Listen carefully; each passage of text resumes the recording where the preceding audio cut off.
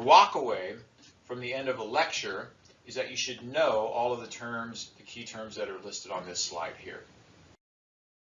And just think about some of these that you interface with.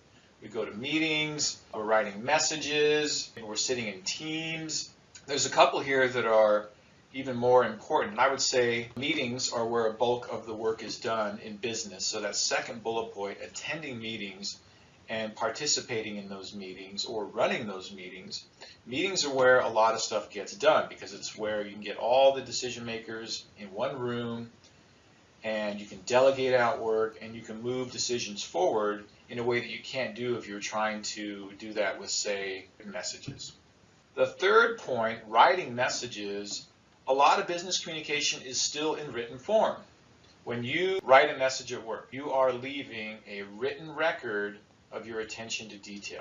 And you've probably had the experience of reading a message from your boss or somebody else at work and it had a bunch of mistakes in it. And in that instance, it's kind of like having a conversation with somebody who's got food stuck in their teeth. You notice a problem, you're making negative judgments about the person, but you don't say anything. And at work, these types of mistakes with our written messages can really damage our image and ultimately really damage our career. So it's important to get it right when we actually take the time to sit down and do a written message. So other factors that obviously get in the way of good communication, there's going to be cultural differences, language barriers, physical issues, noise, room temperatures, and a ton of mental distractions. So all of these interferences kind of have to be negated before you can sit down and have clear communication with somebody. And that's why the best way to communicate in business is face-to-face. You have eye contact, you have vocal variety, you have gestures, you have all of these things available that you don't have when you start using other channels like text messages or email. You want to be clear about what is the network in which I'm communicating, who am I supposed to communicate with and who am I not. And this can get dicey because sometimes there's a political environment that isn't clearly outlined. So you want to understand that piece. Now there's a second network, and that's the informal network, aka the grapevine. That's like gossip, right? Like office gossip and who's getting promoted and who's going to get a new office, that kind of stuff is partly that. Look at how President Trump uses the Twitter, an informal communication network that's not directly tied to the White House and Congress and the Senate, that he communicates directly kind of with his constituents, his followers, through that grapevine Twitter feed. You can do the same thing as a manager.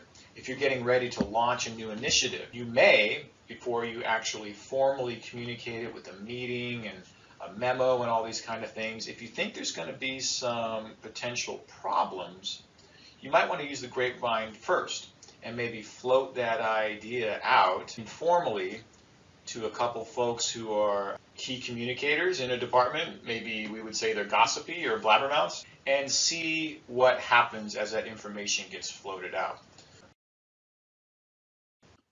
And then communication, formal and informal, it also flows up and down. And here you see an embedded video up top from the great movie Office Space, just a short little funny video.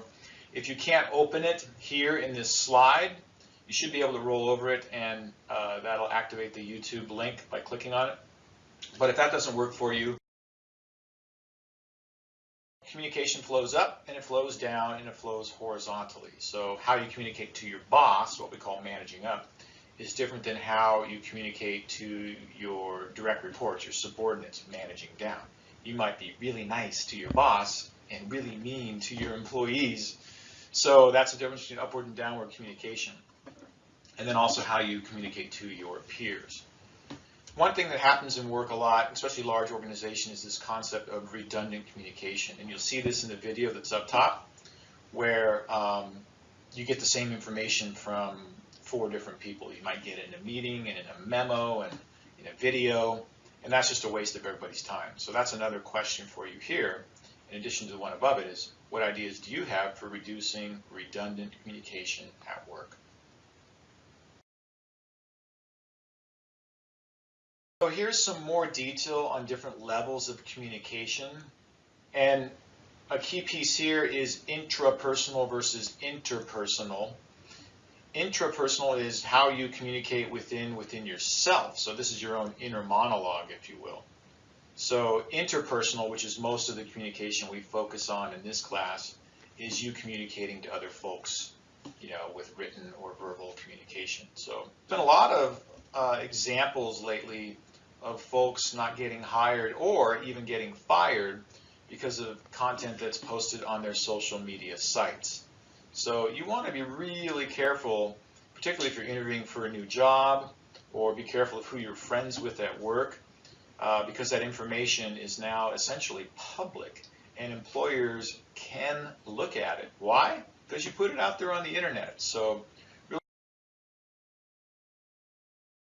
at work, unethical behavior does happen. Why? Because there's money involved. There's money involved, and there's competitive work environments, and that can lead to people doing shady stuff to try to move up the ladder. You should be very careful and aware of what are the company guidelines, particularly with use of email and things like office relationships. Oftentimes, as a new hire, we sign a bunch of papers. We may not read all of it. We're so ecstatic that we just got a new job that we may not read through all this stuff. But in those documents, human resources might have language around there to the effect of, don't use company email for personal correspondence. One of the concepts around this is this concept of ethnocentrism. And ethnocentrism is simply a country judging other countries by their country's norms. Like, say, if I was an American, I would be judging other countries by how we do it in America, and judging those other countries as inferior by comparison. For example, here in the US, we are a low context culture. We value contracts. We assume that people show up for work on time. We assume that when we show up for a meeting, we're going to start talking about the meeting topics and not spend a bunch of time socializing. So that's all kind of US ethnocentrism. Body language, one of your bullet points on this slide, is a real thing. In some countries, people talk much closer to each other, and in other countries, people are more further apart. And here we're getting into the issues of proxemics, and how much time do we spend on things, like when do we start the meeting I was telling you about, chronometrics. All these things can lead to us having judgments about different countries, and that's where we get into ethnocentrism. The other big piece here is social media, and I have a video up top with Mark Zuckerberg testifying in Congress, and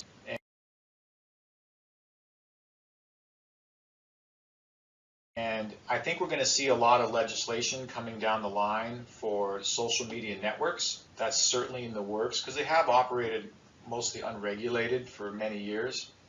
Social media also has certainly impacted how we communicate at work.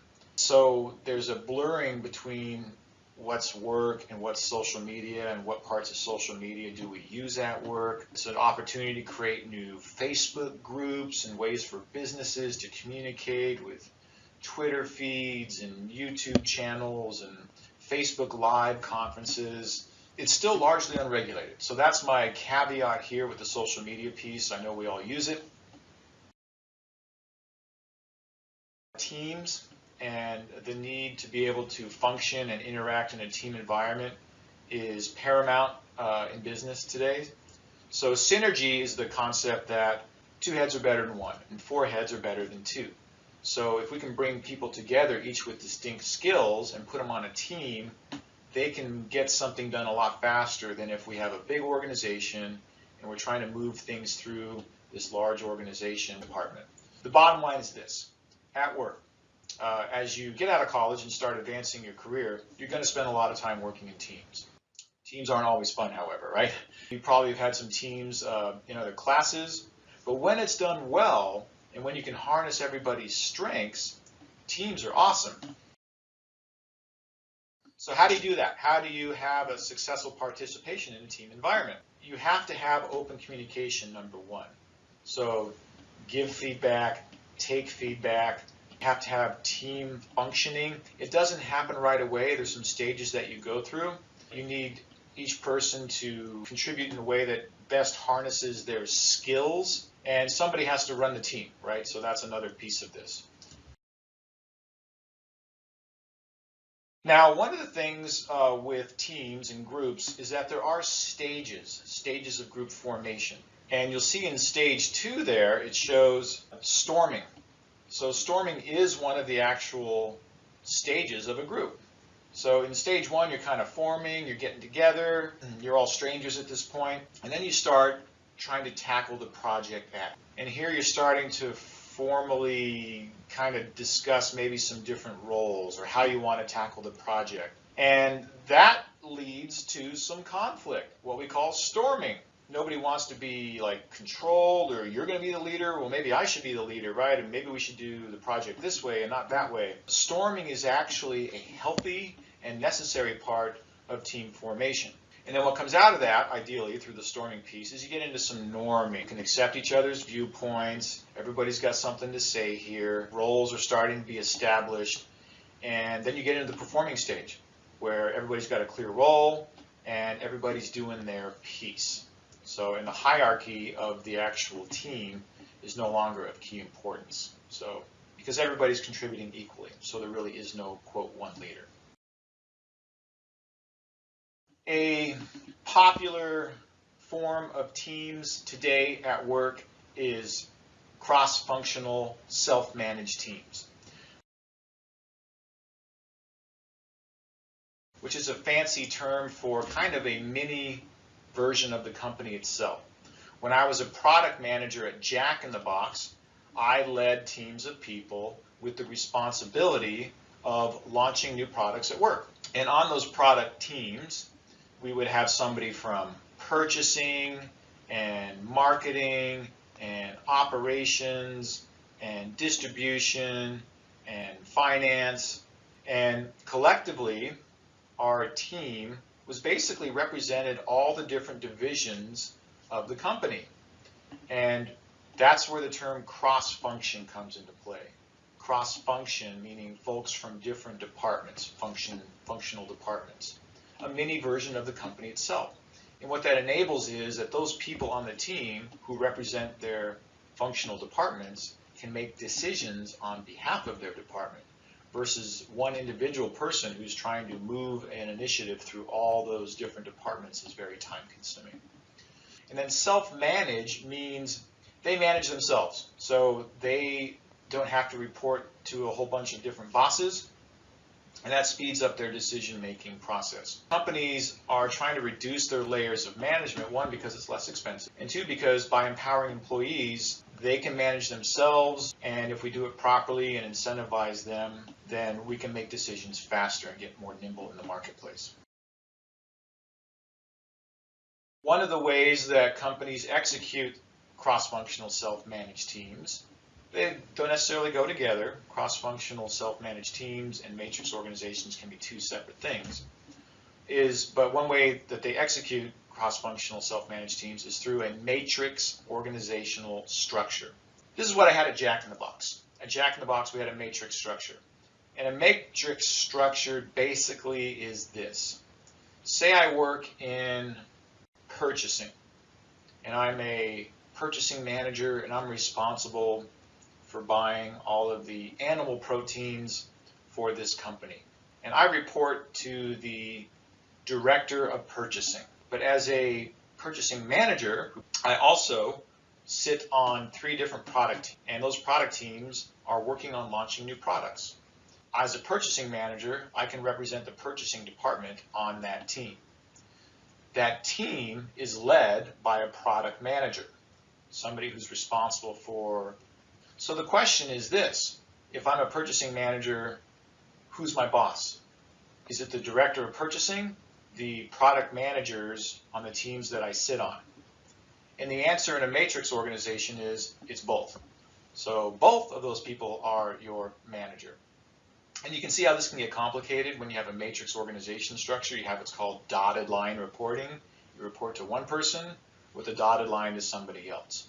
And matrix organizations, typically you're on that team for a specific length of time until that product is launched, and then you go and you sit on other teams.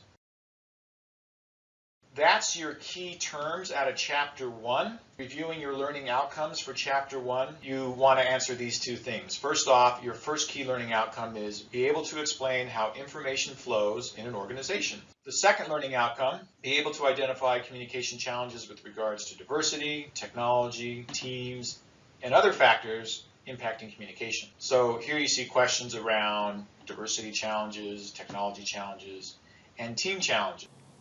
That concludes Chapter 1. Thank you so much for listening to this entire lecture. Good luck with your assignments this week. Any questions, please reach out to me on the Canvas inbox.